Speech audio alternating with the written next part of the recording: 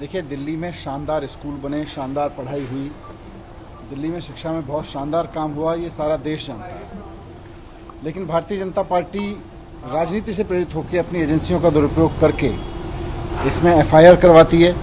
और फिर आज मुझे एसीबी ने बुलाया है, मैं सारी बातें रखूंगा एसीबी के सामने। लेकिन मैं यही कहना चाहता हूं कि पूरी तरह से राजनीति से प्रेरित मामला है। भारतीय जनता पार्टी ने सारी एजेंसियों का दुरुपयोग करके पिछले 10 साल में हमारे एक एक नेता की पूरी जिंदगी खंगाल डाली, लेकिन इनको मिला कुछ नहीं है। केवल और केवल फर्जी एफआईआर करते हैं और फर्जी एफआईआर में फिर केस चलता रहता है। होना इसमें भी यही है, कहीं कुछ निकलेगा नहीं। इस केस के बारे में एक चीज़ और मैं आप सबके संज्ञान में लाना चाहता हूँ कि मनोज तिवारी जी ने, जो भारतीय जनता पार्टी के सांसद हैं, उन्होंने मेरे ऊपर ये आरोप लगाया था और जब मैंने उनके ऊपर मानहानि का मुकदमा किया तो वो जमानत लेके अभी जमानत में बचे हुए हैं। तो इसमें तो मनोज तिवारी जी भी बचे हुए भाग रहे हैं इस आरोप से। इन आरोपों में कोई सच्चाई नहीं है, पूरी तरह से झूठा केस है। लेकिन मैं सोचता हूँ ये भारतीय जनता पार्टी वाले कर क्यों रहे हैं ये सब। अभी समझ में आता है कि दिल्ली की जनता ने इनको मैंडेट दिया कि दिल्ली के लोगों के लिए काम करो। काम तो करना बीजेपी वालों को आता नहीं है।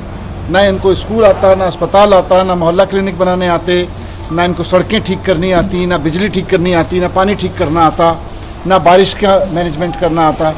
अब देखो, पिछले एक बारिश में पूरी दिल्ली का बुरा हाल हो गया है। चारों तरफ दिल्ली बेहाल हो गई है, सड़क टूटी पड़ी है, पावर कट लग रहे हैं पूरी दिल्ली में, प्राइवेट स्कूल वालों ने लूट मचा रखी है।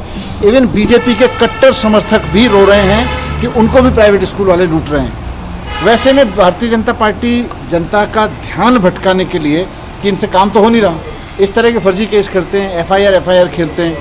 निकलेगा कभी कुछ नहीं, क्योंकि पहले भी कुछ नहीं निकला था। फर्जी केस करते हैं तो निकलेगा इसमें भी कुछ नहीं, लेकिन जनता का मुद्दों से ध्यान भटकाने के लिए केस करते हैं। अभी आपके सम्मान के बारे में पूछा तो उन्होंने कहा भी तो पंजाब से केजरीवाल को भी आना पड़ेगा। आपको लगा तो फुल प्लानिंग चल रही है?